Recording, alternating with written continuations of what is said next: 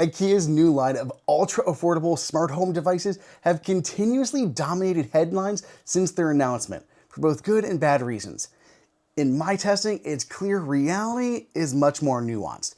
Come with me to test out the all-new IKEA Matter over Thread lineup. Real quick, before we get into all of this, if you want to keep up to date with all of the latest Apple news and reviews, hit that subscribe button.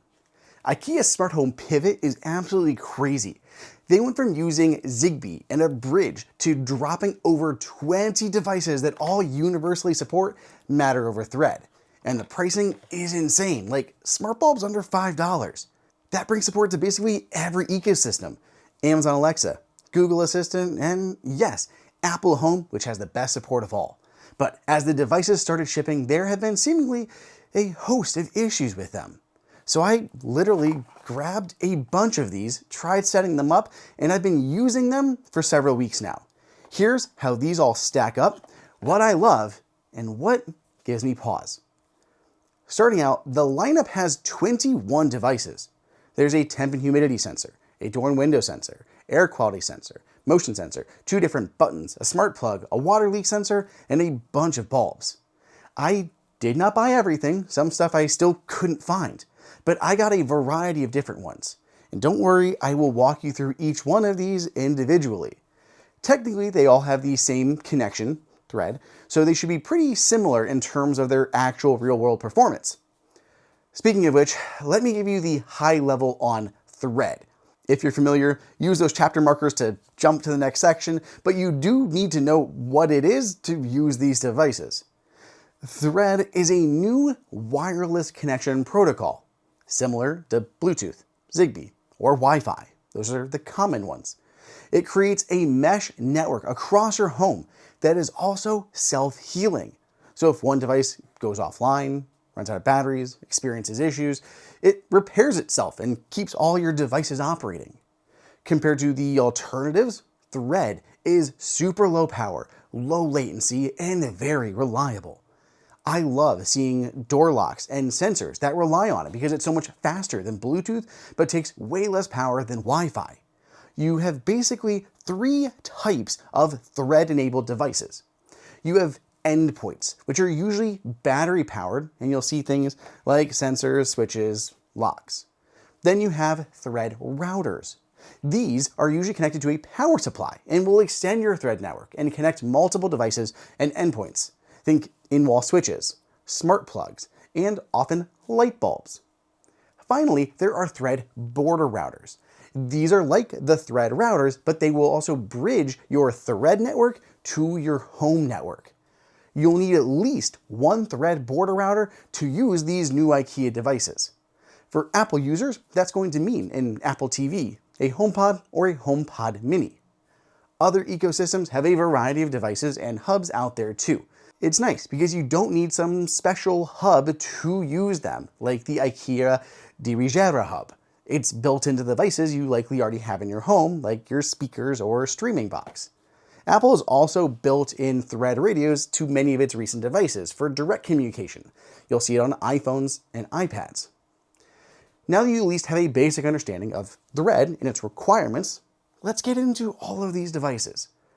I'm going to show you what they are, what they do, before we talk about some of the issues that have been presenting. And please, I'm going to try to pronounce these names, but I'm sure I'm going to butcher them.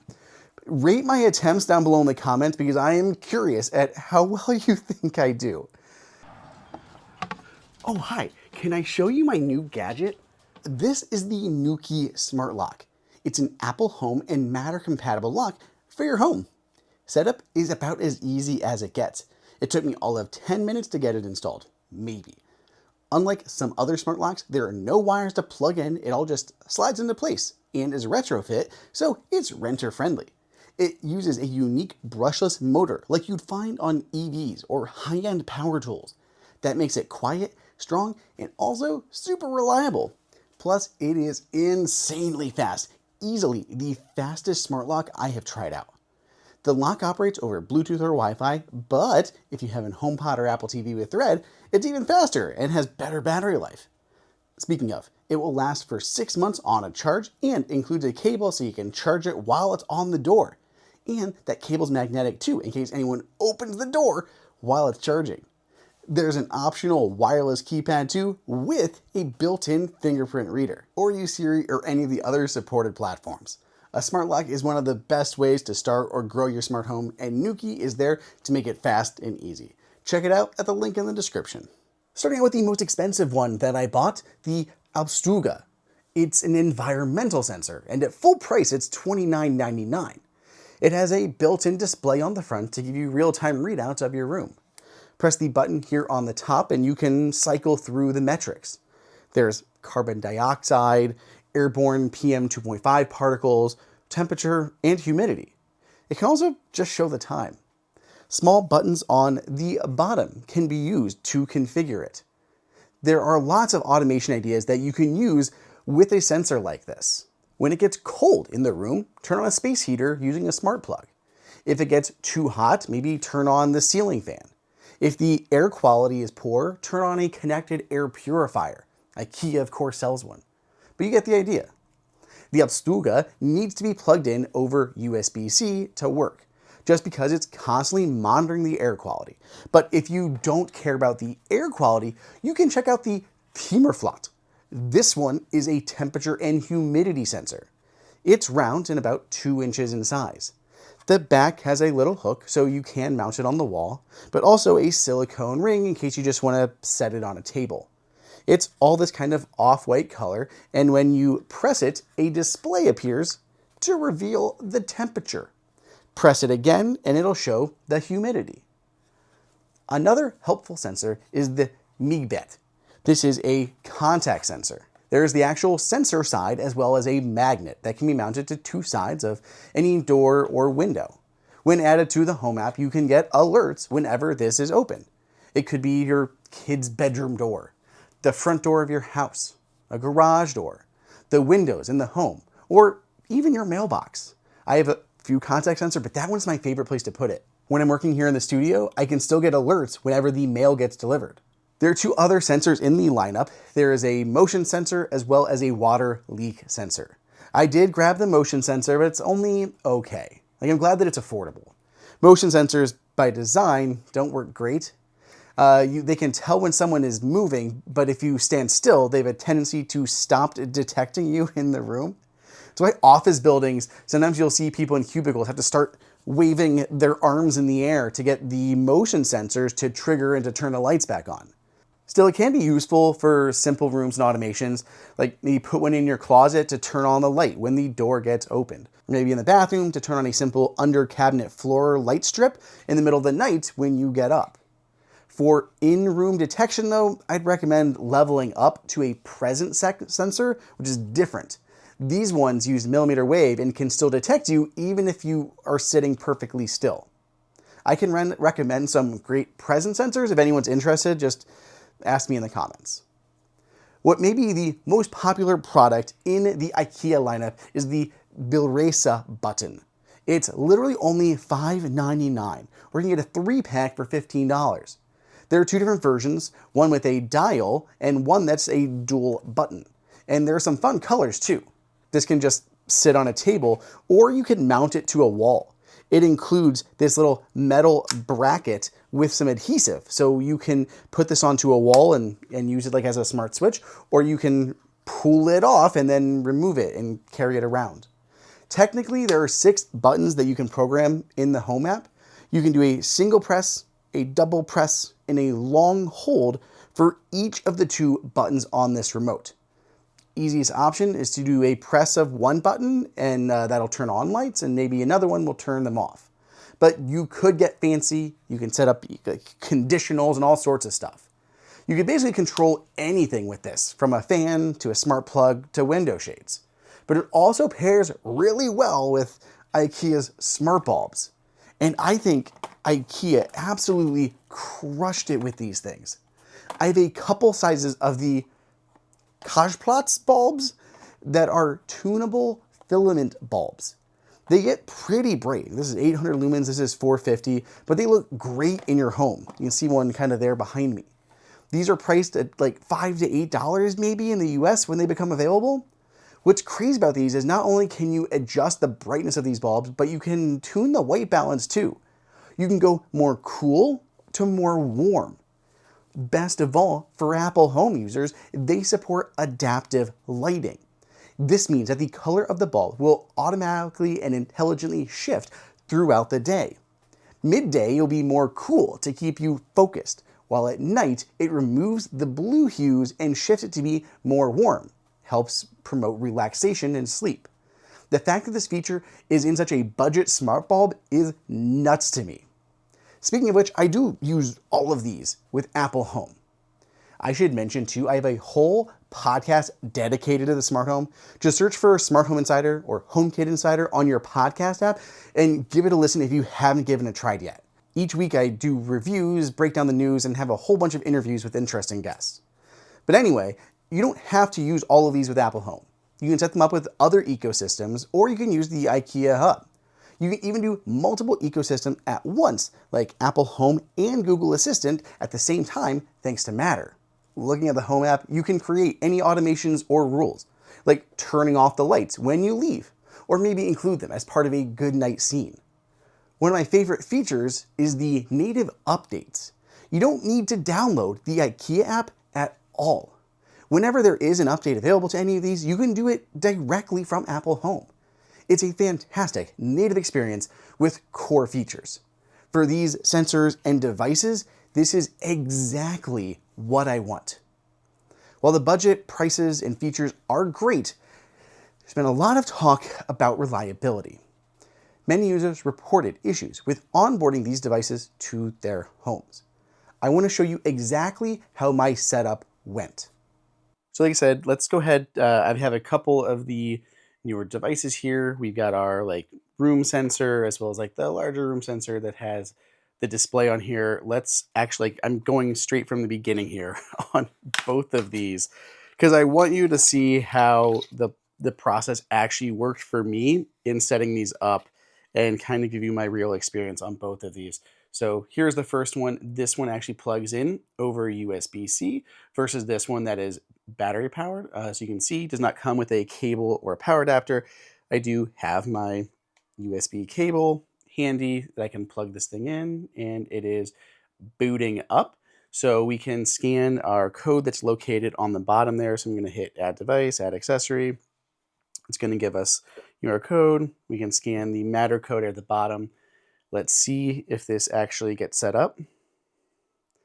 Let's see if this can actually get set up. Just going to hit connect there. While that's doing that, let's go ahead and open up our second one because we'll see how long that actually takes to go through everything. It says may take, a few minutes, which is pretty typical for a lot of sensors that are out there. This is our other one here, our wireless room sensor. Pretty basic stuff here. Okay, seems like the back comes off of this one pretty easily and just takes two AAAs, which I do have handy. So let's slot these guys in. Still waiting for this to connect, which, maybe I'm going to have those issues that others are reporting too. So I guess we're going to find out. But this guy is also now battery powered. So let's see how this guy does. This is still showing information here on the front. So it's definitely still actively working. It's still connected and everything. So let's see if this is able to connect. I'm trying to stall it because I want you guys to see this in real time. I don't want to have to cut this and come back to it. So I want to make sure you're seeing how long this takes, if it's successful, and if it's not successful, what ends up happening for real. Let's play around with this while we're looking. So we have our CO2 value there. I can press the button. So PM 2.5, so more air quality sensor. Go down here to the bottom. We have, I believe that's temperature, a tiny little temperature icon, but 16.7 degrees. So clearly we're in Celsius instead of Fahrenheit. Press it one more time. Humidity, where we go, and then I assume is that time maybe? I'm not sure. And then back to CO2 at the top. So CO2, PM 2.5, air quality, temperature, humidity, and then back. And yeah, look, accessory not found. So I honestly, that surprises me because I didn't have any problems with my other IKEA stuff. They all connected and just like hung out just fine. So I'm shocked that this one is having issues, but that's obviously what's happening to a lot of other people out there. So that's very good to know. And let's see if we can try it again. Just like one more time. I'm going to cut this if I need to, just to get to the end. And then we're going to try our second device just to see if we have better luck. Okay, well, it went through the whole process again, and it still was not found. So that's 2 times failed on this one. Let's try this one and see if we have any better luck on this secondary room sensor. Well, okay, so this guy also failed to connect to the home app. I'm gonna have to troubleshoot this a bit.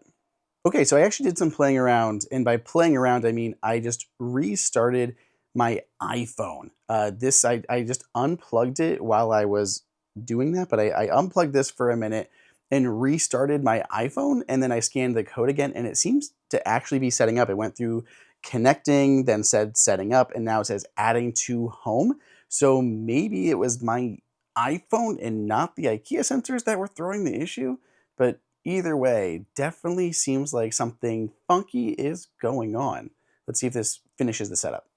Okay, seems like good to go. Let's just drop this here into, say, the studio, give it a name there, and cool. Let's go ahead and try the next device.